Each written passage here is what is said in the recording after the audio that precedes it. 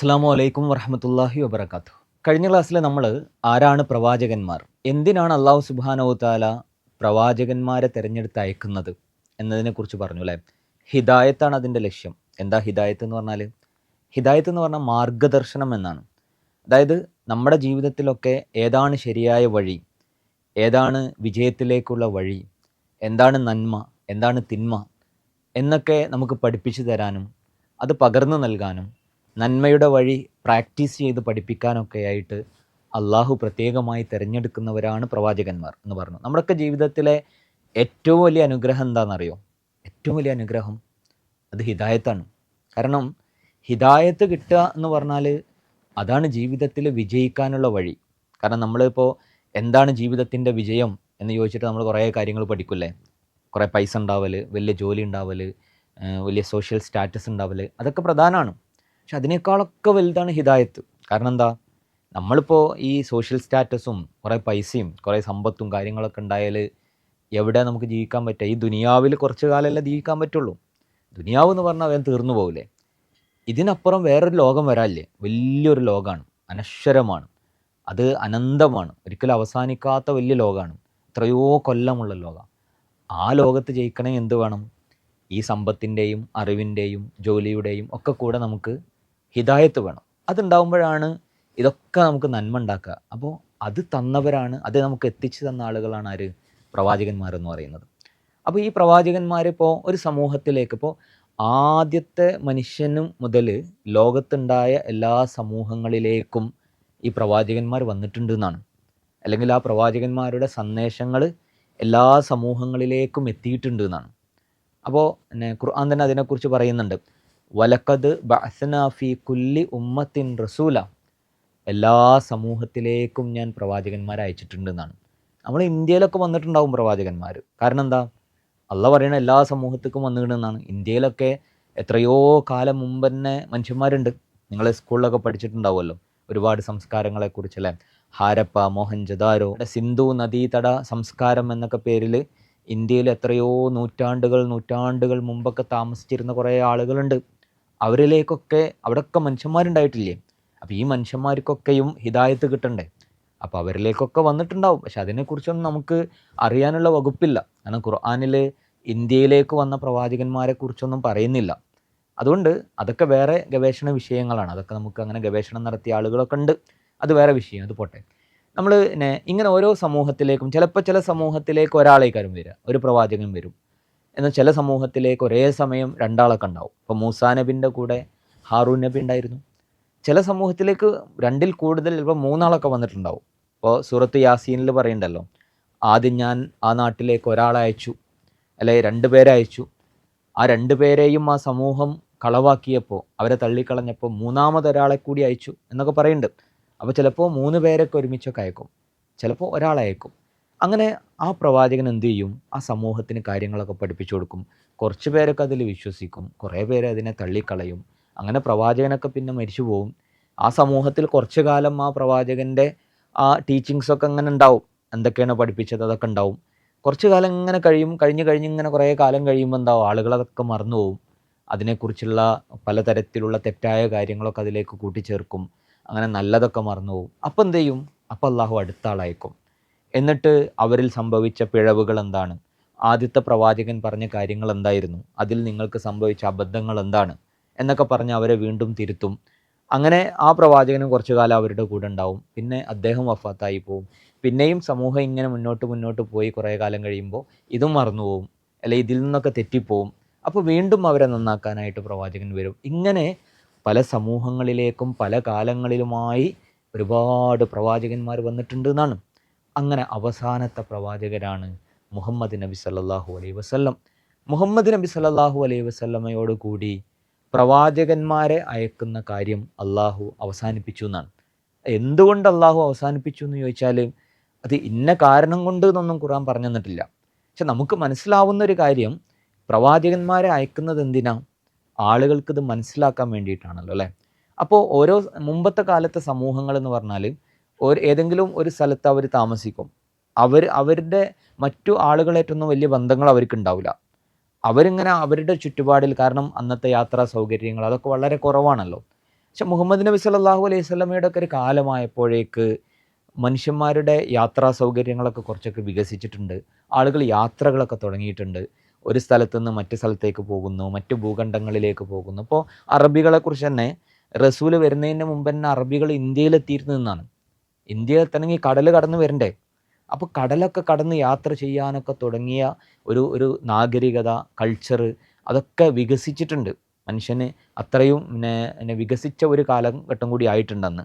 അപ്പോൾ അതുകൊണ്ടായിരിക്കും അള്ളാഹു സുബ്ഹാനഹു വ തആല റസൂൽ സല്ലല്ലാഹു അലൈഹി വസല്ലം ആ ഒരു കാലത്തോടു കൂടി ഇത് അവസാനിപ്പിച്ചത്. കാരണം റസൂൽ പറഞ്ഞ കാര്യങ്ങൾ ലോകത്തിൻ്റെ എല്ലാ ഭാഗത്തേക്കും എത്താൻ ആവശ്യമായ രീതിയിലുള്ള ഒരു സാഹചര്യമൊക്കെ റെഡി ആയിട്ടുണ്ടായിരുന്നു. അതുകൊണ്ടല്ലേ റസൂല് അവസാനം ഈ ഹജ്ജത്തുൽ വിദാ, റസൂലിൻ്റെ അവസാനത്തെ വിടവാങ്ങൽ ഹജ്ജ്, ഒരു ഹജ്ജ് റസൂൽ ചെയ്തിട്ടുള്ളൂ, അത് വിടവാങ്ങൽ ഹജ്ജ് എന്ന പേരിലാണ് അറിയപ്പെടുന്നത്. അപ്പോൾ അതിൽ നിങ്ങൾ ഈ സന്ദേശം ലോകത്തിൻ്റെ ഒരുപാട് ഭാഗത്തേക്ക് എത്തിക്കണം എന്ന് പറഞ്ഞപ്പോൾ ഓരോ ഭാഗത്തേക്കും ആളുകൾ യാത്രയാവുകയാണ് ഇസ്ലാമിനെ പകർന്നു നൽകാൻ വേണ്ടിയിട്ട്. അപ്പോൾ ഏതായാലും അതോടുകൂടി റസൂലുള്ളാഹി സ്വല്ലല്ലാഹു അലൈഹി വസല്ലമയോടുകൂടി ഇത് അവസാനിപ്പിച്ചു. അതിനെ നിലനിർത്താൻ വേണ്ടിയിട്ട് അള്ളാഹു എന്ത് ചെയ്തു? വിശുദ്ധ ഖുർആൻ എന്താ? വേദഗ്രന്ഥം അല്ലേ? ഈ വിശുദ്ധ ഖുർആനിനെ ലോകാവസാനം വരെ യാതൊരു തരത്തിലുള്ള തെറ്റോ കൈകടത്തലോ ഒന്നുമില്ലാതെ ലോകാവസാനം വരെ സംരക്ഷിക്കും എന്ന് അള്ളാഹു പ്രഖ്യാപിക്കുകയും ചെയ്തു. അപ്പോൾ പിന്നെ പ്രശ്നമല്ല, ഖുർആൻ ഓരോ കാലത്തും ഈ ഖുർആൻ ഉണ്ടാകും. അപ്പോൾ ഖുർആനിൽ നമുക്ക് പ്രവാചകൻ പഠിപ്പിച്ച കാര്യങ്ങൾ കാണാൻ കഴിയും. അതിനോട് ചേർത്തിട്ട് റസൂലുള്ളാഹി സ്വല്ലല്ലാഹു അലൈഹി വസല്ലമയുടെ ഹദീസുകൾ, ചരിത്രങ്ങൾ ഒക്കെ നമുക്ക് കിട്ടും. അപ്പോൾ അതൊക്കെ വെച്ചിട്ട് നമുക്ക് കാര്യങ്ങൾ മനസ്സിലാക്കാൻ കഴിയും. അപ്പോൾ അള്ളാഹു അതിനുള്ളൊരു സൗകര്യം ഒരുക്കിയിട്ടുണ്ട്. അപ്പോൾ പ്രവാചകന്മാർക്ക് അള്ളാഹു സുബ്ഹാനഹു വ തആല നൽകുന്ന പ്രധാനപ്പെട്ട ഒരു കാര്യമാണ് ഈ വേദങ്ങൾ. ഇപ്പോൾ ഖുർആനെക്കുറിച്ച് പറഞ്ഞപ്പോൾ വേദങ്ങൾ എന്ന് പറയുന്നു അല്ലേ? വേദങ്ങൾ എന്ന് പറഞ്ഞാൽ എന്താ? ദിവ്യ ഗ്രന്ഥങ്ങൾ എന്നാണ്. അൽ കിതാബ് എന്നൊക്കെ ഖുർആനിൽ പറയുന്നുണ്ടാവും. കിതാബ് എന്ന് പറഞ്ഞാൽ വേദഗ്രന്ഥമാണ്. പല പ്രവാചകന്മാർക്കും അള്ളാഹു സുബ്ഹാനഹു വ തആല വേദഗ്രന്ഥങ്ങൾ നൽകിയതായിട്ട് ഖുർആനിൽ പറയുന്നുണ്ട്. നിങ്ങൾക്കറിയാവുന്ന കുറച്ച് വേദഗ്രന്ഥങ്ങളുടെ പേര് പറഞ്ഞു. ഏതൊക്കെ ഗ്രന്ഥങ്ങളാണ് നമുക്കറിയാം? ഒന്ന് ഇബ്രാഹിം നബിക്ക് എന്ത് നൽകി? സുഹുഫ് ഇബ്രാഹിം എന്ന് പറയുന്നുണ്ട്. സുഹുഫ് എന്ന് പറഞ്ഞാൽ ഏടുകൾ എന്നാണ്. ഏടുകൾ എന്ന് പറഞ്ഞാൽ ഇബ്രാഹിം നബിക്ക് നൽകിയ വേദഗ്രന്ഥമാണ്. എന്താണ് ആ വേദഗ്രന്ഥത്തിലുള്ളത് എന്ന് പൂർണ്ണമായിട്ട് നമുക്കറിയില്ല. പക്ഷെ ഖുർആനിൽ അതിനെക്കുറിച്ച് സൂചന ഉണ്ട് അല്ലേ? സൂറത്തുൽ ആലയിൽ അതിനെക്കുറിച്ച് പറയുന്നുണ്ടല്ലോ. ബൽ തുസിറൂനൽ ഹയാത്തദ് ദുനിയ അല്ലേ? എന്താണ്? ദുനിയാവിന് നിങ്ങൾ കൂടുതൽ പ്രാമുഖ്യം നൽകുന്നു. വൽ ആഖിറത്തു ഖൈറും വ അബ്ക, എന്നാൽ പരലോകമാണ് ഈ ലോകത്തേക്കാൾ നല്ലത്. ഈ കാര്യങ്ങൾ ഖുർആൻ നമ്മളോട് പഠിപ്പിച്ചു തരുന്നുണ്ട്. എന്നിട്ട് അല്ലാഹ് പറയാണ് ഇത് ഇബ്രാഹിം നബിയുടെ ഏടുകളിലുമുണ്ട് എന്നാണ്. അപ്പോൾ ഈ കാര്യങ്ങളൊക്കെ കാരണം ഓരോ പ്രവാചകന്മാരും പഠിപ്പിക്കുന്ന അടിസ്ഥാനങ്ങളൊക്കെ ഒന്നാണ്. ആ അടിസ്ഥാനങ്ങൾ പല വേദഗ്രന്ഥങ്ങളിലും ഉണ്ടാവും. അപ്പോൾ ഇബ്രാഹിം നബിക്ക് സുഹ്ഫ് നൽകി അല്ലേ? പിന്നെ ദാവൂദ് നബിക്ക് സബൂർ നൽകി, ഈസാ നബിക്ക് ഇഞ്ചീൽ നൽകി, മൂസാ നബിക്ക് തൗറാത്ത് നൽകി, മുഹമ്മദ് നബി സല്ലല്ലാഹു അലൈഹി വസല്ലമക്ക് ഖുർആനും നൽകി. അപ്പോൾ ഖുർആനും മറ്റു വേദഗ്രന്ഥങ്ങളും തമ്മിലുള്ള വ്യത്യാസം എന്താ? ഖുർആനിൻ്റെ സംരക്ഷണം അള്ളാഹു ഏറ്റെടുത്തതാണ്. അതായത് ഖുർആൻ എന്ന് പറയുന്നത് റസൂൽ സല്ലല്ലാഹു അലൈഹി വസല്ലമക്ക് അവതരിച്ച അതേ രൂപത്തിൽ ഇന്നും സുരക്ഷിതമാണ്. അതിലൊന്നും കൂട്ടിച്ചേർക്കപ്പെട്ടിട്ടില്ല, അതിൽ നിന്നൊന്നും ഒഴിവാക്കിയിട്ടില്ല, അതിലൊരു അക്ഷരമോ മാറ്റിയിട്ടില്ല. കാരണം അതങ്ങനെ തന്നെ സംരക്ഷിക്കപ്പെട്ടിട്ടുണ്ട്. പക്ഷെ അതിന് മുമ്പ് പ്രവാചകന്മാർക്ക് നൽകിയത് എന്താക്കിയിട്ടില്ല? അങ്ങനെ സംരക്ഷിക്കപ്പെട്ടിട്ടില്ല. കാരണം അള്ളാഹു അങ്ങനെ തീരുമാനിച്ചിട്ടില്ല. കാരണം ഓരോ പ്രവാചകന് ശേഷം അടുത്ത ആൾ വരാനുണ്ട്. അപ്പോൾ അടുത്ത ആൾ വന്നിട്ട് ആളുകൾ അതിൽ നിന്ന് ഒഴിവാക്കിയ കാര്യങ്ങളും അതിൽ കൂട്ടിച്ചേർത്ത കാര്യങ്ങളും ഒക്കെ ഏതാണ് എന്നൊക്കെ പറഞ്ഞു കൊടുക്കാനും അതൊക്കെ തിരുത്താനും ഒരു പ്രവാചകൻ വരും. പക്ഷെ മുഹമ്മദ് നബി സല്ലല്ലാഹു അലൈഹി വസല്ലമക്ക് ശേഷം ആര് വരാനില്ല? ഒരു പ്രവാചകനും വരാനില്ല. അതുകൊണ്ട് അള്ളാഹു ഖുർആനിനെ ഇങ്ങനെ സംരക്ഷിച്ച് നിർത്തിയിരിക്കുകയാണ്. അപ്പോൾ ഈ തൗറാത്തും ഇഞ്ചീലൊക്കെ ഇപ്പം ഉണ്ടോ എന്ന് ചോദിച്ചാൽ അതൊക്കെ ഭാഗികമായിട്ടുണ്ട്. അപ്പോൾ നമുക്കറിയാമല്ലോ, അപ്പോൾ ക്രിസ്ത്യാനികൾ എന്ന് പറയുന്ന ആരാ? ഈസാ നബിയാണത്. ഈസാ നബിയെക്കുറിച്ചാണ് അവർ യേശു ക്രിസ്തു എന്ന് പറയുന്നത്. ഒരു നബിയാണത്. അവർ ദൈവമായിട്ടാണ് കരുതുന്നത്. അപ്പോൾ ബൈബിള് അല്ലേ? അപ്പോൾ പഴയ നിയമം പുതിയ നിയമം എന്നൊക്കെ പറഞ്ഞ ജൂതന്മാർ അവർ മൂസാ നബിക്ക് ഇറങ്ങിയ വേദഗ്രന്ഥമൊക്കെ സൂക്ഷിക്കുന്നവരാണ്. പക്ഷെ അതിലൊക്കെ എന്താ സംഭവിച്ചിട്ടുള്ളത്? അതിൽ കുറേ മാറ്റത്തിരുത്തലുകളൊക്കെ വന്നിക്കണ്. ഈ നബിമാരൊക്കെ മരണപ്പെട്ടതിന് ശേഷം പിന്നീട് വന്ന പല ആളുകളും ആ വേദഗ്രന്ഥമൊക്കെ തിരുത്തി അവർക്ക് ഇഷ്ടമല്ലാത്ത കാര്യങ്ങളൊക്കെ ഒഴിവാക്കി അവർക്ക് ഇഷ്ടമുള്ളത് മാത്രം നിലനിർത്തി പിന്നെ വേറെ കുറേ കാര്യങ്ങൾ അതിൽ കൂട്ടിച്ചേർക്കുക ഒക്കെ ചെയ്തു. ഖുർആനിൽ അത് പറയുന്നുണ്ട് അതിനെക്കുറിച്ച്. അതുകൊണ്ടാണ് ശരിക്കും ഈ പ്രവാചകന്മാരൊക്കെ പഠിപ്പിച്ചത് ഒരേ കാര്യമാണല്ലോ അല്ലേ? അള്ളാഹു ഏകനാണെന്നും പരലോകമുണ്ടെന്നും ഒക്കെ പഠിപ്പിച്ചവരാണ് ഈ പ്രവാചകന്മാർ. അപ്പോൾ വേദഗ്രന്ഥത്തിലൊക്കെ അടിസ്ഥാന കാര്യങ്ങളൊക്കെ ഒന്നാണ്. പക്ഷേ ഇപ്പോൾ നമ്മൾ എടുത്തു നോക്കുമ്പോൾ ഈ പറയുന്ന ഇപ്പോൾ അവരുടെ കയ്യിലൊക്കെ ഉള്ള ബൈബിളിലും അതുപോലുള്ള പഴയ വേദഗ്രന്ഥത്തിലൊക്കെ ഖുർആനിൽ പറയുന്ന കാര്യങ്ങളുടെ എതിരായിട്ടുള്ള അല്ലെങ്കിൽ അതിനോട് യോജിക്കാത്ത പല കാര്യങ്ങളുണ്ട്. അതെന്തുകൊണ്ടാണ്? അത് ഈ നബിമാരാരും പഠിപ്പിച്ചതല്ല. ഈസാ നബിയും മൂസാ നബിയും ഒന്നും പഠിപ്പിച്ച കാര്യമില്ല അതൊന്നും. കാരണം അതൊക്കെ ആളുകൾ അതിൽ കൂട്ടിച്ചേർത്തതാണ്. അപ്പോൾ അതിനെക്കുറിച്ച് നമ്മൾ മനസ്സിലാക്കേണ്ടത് ചില കാര്യങ്ങൾ സമാനമായിട്ടുണ്ടാവും. അപ്പോൾ ഖുർആനിനോട് യോജിക്കുന്ന എന്തൊക്കെ അതിലുണ്ടോ അതൊക്കെ പ്രവാചകന്മാർ പഠിപ്പിച്ചത് തന്നെയായിരിക്കും എന്ന് മനസ്സിലാക്കുക. ഇതിനോട് യോജിക്കാത്ത കാര്യങ്ങളുണ്ടെങ്കിൽ അത് മനുഷ്യന്മാരത് കൂട്ടിച്ചേർത്തതാണ്. അതുകൊണ്ട് നമ്മൾ പരിഗണിക്കേണ്ടത് എന്താ? ഖുർആനാണ്. ഖുർആനിൽ അള്ളാഹു സുബ്ഹാനഹു വ തആല ഖുർആൻ ഇറങ്ങിയതോടുകൂടി മുമ്പുള്ള വേദഗ്രന്ഥങ്ങളൊക്കെയും അതൊക്കെ കാലഹരണപ്പെട്ടു, അല്ലെങ്കിൽ അതിനി നമ്മൾ പരിഗണിക്കേണ്ടതില്ല. അതനുസരിച്ചല്ല നമ്മൾ ജീവിക്കേണ്ടത്. മറിച്ച് അവരൊക്കെ പ്രവാചകന്മാരായിരുന്നു. ഇപ്പോൾ ഒരാൾ പറയാണ് ഈസാ നബി മൂസാ നബിയൊക്കെ അള്ളാഹിൻ്റെ പ്രവാചകനല്ലേ, അതുകൊണ്ട് നമ്മൾ ബൈബിൾ അനുസരിച്ച് ജീവിക്കാം. അങ്ങനെ ഇപ്പോൾ പറയാൻ കഴിയില്ല. കാരണം എന്താ? അതിലൊരുപാട് തെറ്റുകളും മാറ്റത്തിരുത്തലുകളൊക്കെ ആളുകൾ വരുത്തിയിട്ടുണ്ട്. അതുകൊണ്ട് ഖുർആനാണ് ലാസ്റ്റ് ഇറങ്ങിയിട്ടുള്ള വേദഗ്രന്ഥം. അതാണ് നമ്മൾ പരിഗണിക്കേണ്ടത്. അത് വെച്ചിട്ടാണ് നമ്മൾ ജീവിതത്തെ മുന്നോട്ട് കൊണ്ടുപോകേണ്ടത്. അപ്പോൾ വേദഗ്രന്ഥങ്ങൾ എന്താണ് എന്ന് മനസ്സിലാക്കാം. അപ്പോൾ ഖുർആൻ നമ്മൾ നോക്കിയാൽ കാണാൻ കഴിയും. ഖുർആൻ എന്ന് പറയുന്നത് റസൂലുള്ളാഹി സ്വല്ലല്ലാഹു അലൈഹി വസല്ലമക്ക് അദ്ദേഹത്തിൻ്റെ ജീവിതകാലത്ത് വ്യത്യസ്തങ്ങളായ സന്ദർഭത്തിൽ അവതരിച്ചതാണല്ലേ.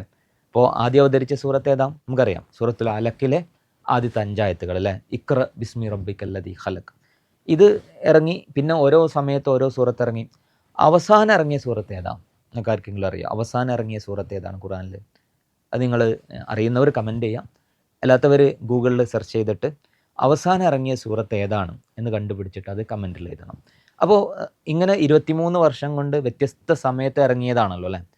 അപ്പോൾ ഇത് ഇറങ്ങിയ രൂപത്തിലല്ല നമ്മുടെ കയ്യിലുള്ളത്. ഇപ്പോൾ നമ്മൾ ഖുർആൻ എടുത്ത് നോക്കിയാൽ അതിൽ ഉണ്ടാവില്ലേ, സൂറത്തുൽ ഫാത്തിഹ ഉണ്ടാവും ആദ്യം. അത് കഴിഞ്ഞാൽ എന്താ? സൂറത്തുൽ ബഖറ, അലിഫ് ലാം മീം ദാലിക്കൽ കിതാബു ലാ റൈബ ഫീ ഹുദൽ ലിൽ മുത്തഖീൻ.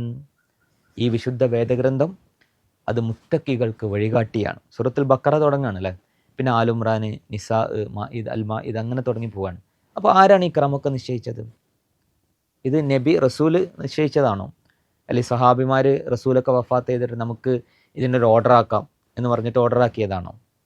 ഇത് അള്ളാഹുവിൻ്റെ നിർദ്ദേശപ്രകാരം തന്നെയാണ് ഇങ്ങനെ ആക്കിയിട്ടുള്ളത്.